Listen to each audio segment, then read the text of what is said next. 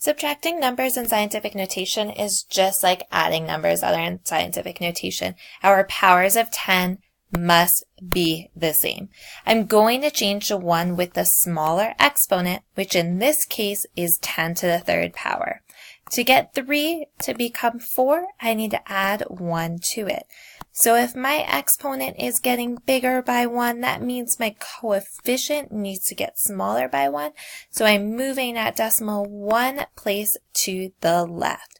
So now that is 0.38 times 10 to the fourth power. Again, this 0 is just a placeholding 0.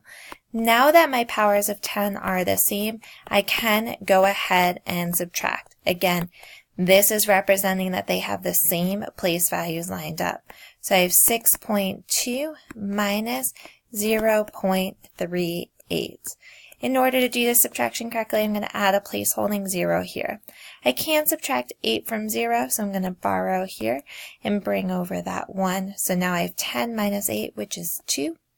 1 minus 3 still can't do that, so I'm going to borrow again. Now I have 11 minus 3, that I can do, that is 8. Make sure that decimal falls into place, and then 0 subtracted from 5 is still going to be 5. My power of 10 will stay the same from what I had above, which is 10 to the fourth. And that is it. I am done.